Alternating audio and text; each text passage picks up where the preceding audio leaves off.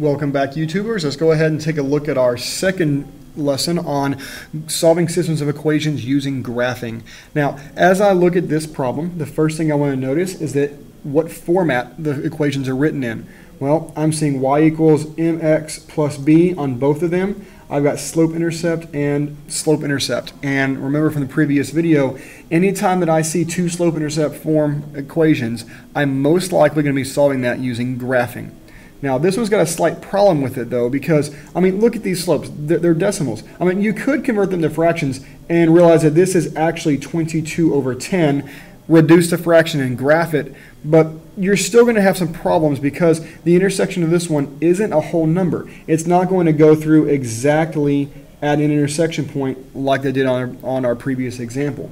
So, I'm going to go ahead and show you using the graphing calculator how to use the calculator in order to solve your system. Now, it doesn't matter what type of TI calculator we're using. Well, I say it doesn't matter. I'm using an 84 plus silver. Now, if you have an 82, 83 plus silver, any of the 82, 83, 84 series calculators will work for this. If you're using an 85, 86, 89, a 92, any of those, that's going to be a different system. However, in most of our algebra classrooms nowadays, we have the 82, 83, and 84 series calculators in the classroom. So that's what most of us are going to be using.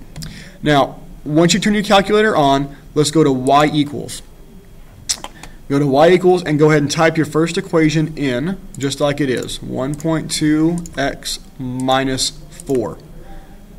Arrow down to y2 when typing your second one. 2.2x plus 5. Now, once I have those two typed in, let's go ahead and click on graph in order to see what my two equations look like. Now I can see that my two lines are approaching each other down this direction, but I can't exactly see where it's at. So let's just extend that window. Go over to your window screen, hit window.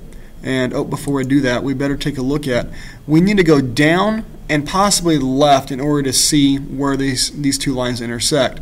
Now, going down is a y change, and it's going to be the minimum y because we need to go down on it. And the same thing for this direction is going to be our x min. So those are the two we're going to be looking at.